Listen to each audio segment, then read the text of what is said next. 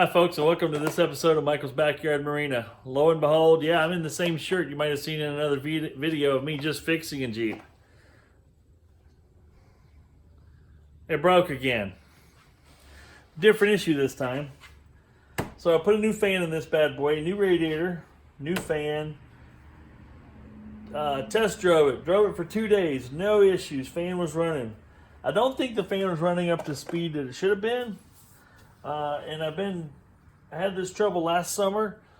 It reappeared again this summer, and I have a feeling, and through my research, discovered there's a relay that can go bad. I guess this is a 2000 Jeep Grand Cherokee.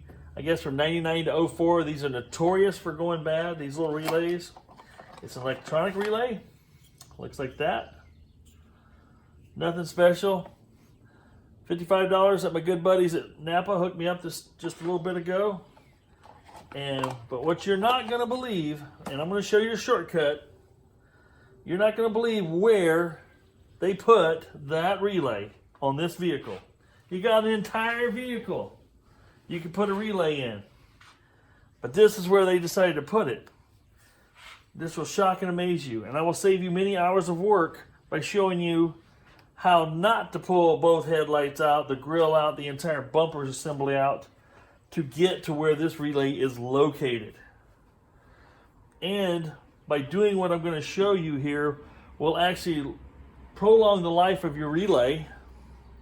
Because I've heard of people replacing these every 6 months to a year and different things like that. And just because of where they're located, not a lot of air gets to it. They get hot, they deteriorate, they degrade. By doing what we're going to do here is going to let more air get to it, and it's going to last longer. Let's get started. Okay, step one. Remove the headlight. And I'm not saying you have to completely remove it, but you got to take it loose. You got to get underneath it. It's a long bolt here that goes through. It's only one bolt that holds the whole headlight assembly in. It's got a long rod. Pull that out. Set it aside. Pull your headlight bucket straight out. Just like that. Ouch. Cut myself on TV. All right. I'll tell you what has happened here. Haha. Somebody has done this before on this Jeep. Let me get this. I'm just going to let it kind of hang gingerly by the wire. I wouldn't say it's. Look at that. Look at that. This Jeep gets a little piece of me every time I touch it. So, under the headlight, I'll bring you right down to Visual Town here.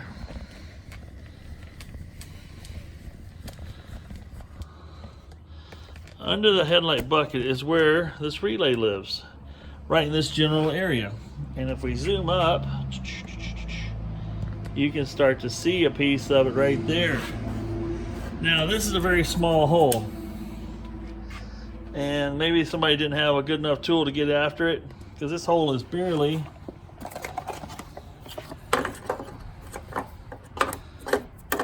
big enough. You can't even get the relay through it. So, but it is and does reside right under there. So, I'm going to make the hole bigger so I can get at it. Because obviously this isn't the first relay, probably won't be the last. Now, I don't know if you have one of these tools or not. This is a Dremel Multimax. It's got one of these type of blades on it. This one's variable speed. I find it needs to be very handy.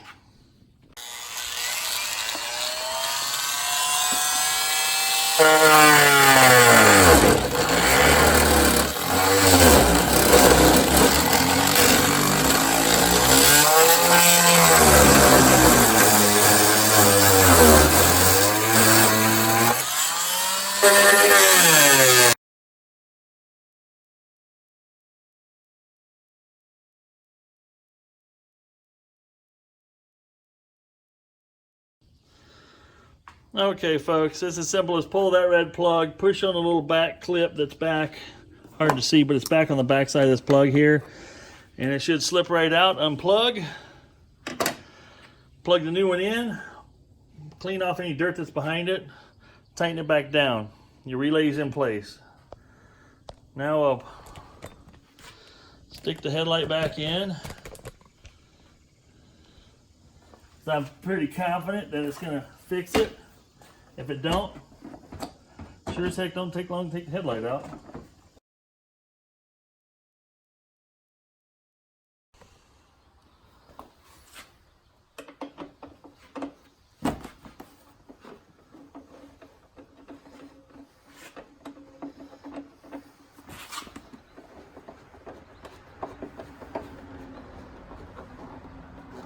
All right, let's fire it up.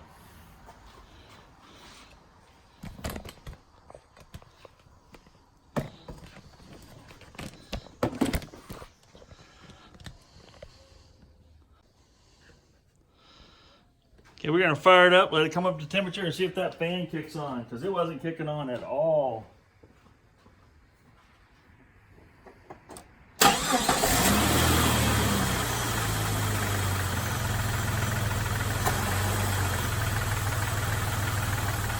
One test, if I turn the air conditioner on, it should come on. Okay, folks. I replaced the relay under the headlight here, and lo and behold, that wasn't the problem. It was a shot in the dark. What is that? 50-50 or better than 50-50 shot in the dark. So then, just to make sure my fan was okay, I've actually put a different plug on my fan because the other plug was smoked. So I have the ability to hook up my battery tender wires very easily to my fan. And what I did is I just took another battery just to make sure my fan wasn't the culprit. Negative. Hear that? Fan runs hard, runs good. So that let me know that there's absolutely nothing wrong with my fan, or probably my previous motor I did earlier. So, with a little more research and a little more checking around, we'll plug this back in now. Because I fired it up, came up to temperature. Fan motor is still not kicking on. My relay's good. My fuse is good. It's a 40 amp fuse. This thing has some serious draw on it.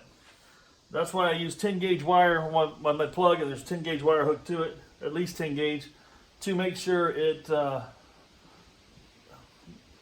burn up your wiring. I'll show you something else. It's the last thing I found here. Man, boom goes the dynamite. Right here, there's a little plug right there. This is your thermostat housing. Let's see if I can get it here. Sorry. You have thermostat housing right here. Upper radiator hose comes into, heater hose comes to, and there's, lo and behold, there's a thermostat switch there. So what I did is I unplugged that. My finger out of the way. If you unplug that and then fire the engine up, I'm going to do that right now. This is real time. This is really happening.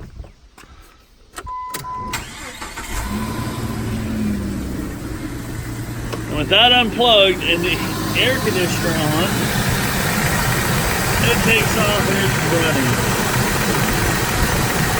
So that lets you know that that little switch is bad. It's not opening or closing the circuit. It's leaving it open so it never comes on one way or the other. I'm not sure which. So guess what? Back to the parts store. I got to get me a switch. We'll be back. Hopefully that fixes it.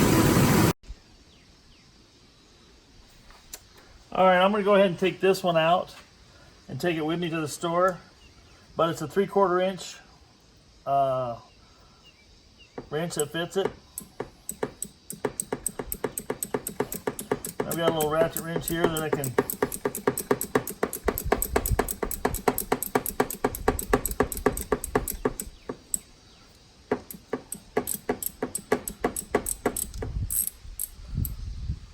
right over the plug. I'm going to pull that out. And I can't stress enough, make sure the engine's cold, make sure your radiator cap is loose and the pressure is off, because there again, if it's hot, it's going to squirt stuff right out of here. All right, you're going to lose some antifreeze here, I guarantee it. Not much. That's what it looks like. Whoops, let me see here. That's what she looks like. So we're going to get another one of these and see what we can do.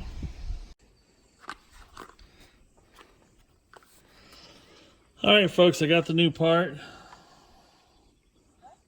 There's the part number. And I got this from my friends at O'Reilly's. They were able to look it up. Brandy new. Looks like it has thread sealant on it. Let's get it installed.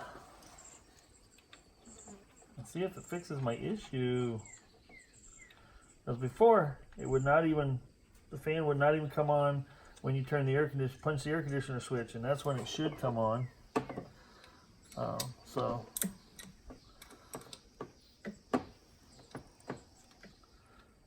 we'll see if that fixed that problem. If it fixed that problem, chances are it's fixing my, will fix my, just the fan coming on from the temp sensor here, and the relay switch works, so power's passing through it to make it turn on when I unplug this. So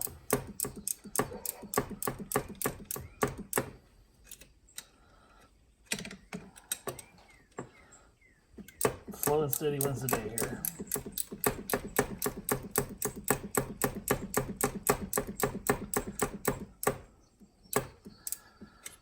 Seems tight enough.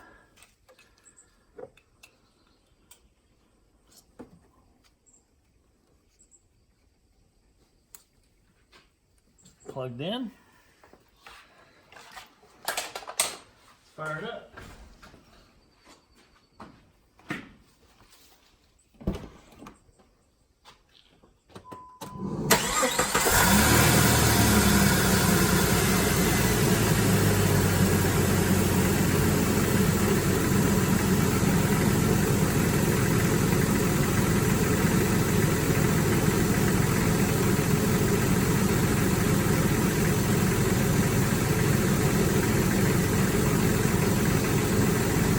Okay, the good news was when I had the air conditioner button punched, the fan was spinning, so I just turned the air conditioner off. The fan just now stopped. I'll turn the fan to the air conditioner back on.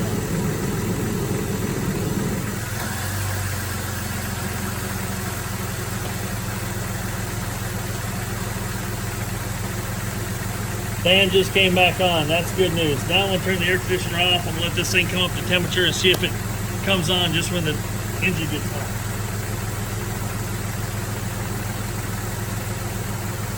I don't know if you can see it or hear it very well, but we got we're getting close to temperature. Let's see if it kicks on. Hooray! It came on. I hear it cycle off now.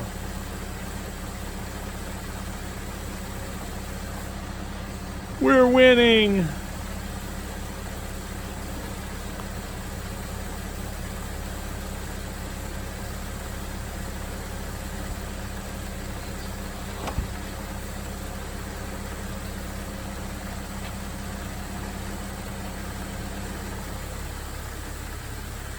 Just cycled off. Awesome. We're fishing tomorrow. Well, folks, for sure this has been a test of wills. My will against the Jeeps. I win. I always win. But I probably didn't need a new relay. I probably didn't need a new fan. The fan was, I don't know. But the good news is the relay was $55. The fan was $54. This new switch here I just put in with this video was $25 for lifetime warranty on that. I don't know whose lifetime, mine or the Jeep's. Doesn't matter at this point. But the good news is, all that type of stuff is new now. It should be good for a while. It's a good investment otherwise, even if it didn't need to be done, it's a good investment for added reliability to my vehicle. So I hope this helps you get your Jeep up and running, and get you on the road for whatever you're doing to help you get out there and enjoy life. I'm done. It's been a good day now. Jeep is functional. Get out there and do something fun, folks. Enjoy life. Have a great day. Okay, folks, one quick follow-up. The Jeep, I ran it for a little while, ran it. Went out into the yard, actually got the log chain out, drug some tree limbs back to the burn pile. So it was in the yard going slow, stopping, chaining, and I ran the air the whole time. The temperature gauge just stayed right where it belongs. And now I can hear that fan. That fan has a whoo, you can hear it. It just has a nice loud hum. I haven't heard that in a long time. So I have a feeling that the fan motor might have been a little weak due to the relay being, there's a bug just crawled across my thing. Due to the relay being possibly a little bit weak, not getting all the juice to it. And now the thermostat switch thing that I just replaced, all of it's working like it should now. It's just like, woo, and it hits hard and it's coming on. It shuts off when it's not needed. It's working great. Just want to let you know that all those things I did weren't in vain. I'm going fishing tomorrow. Get after it, folks. Have a good day.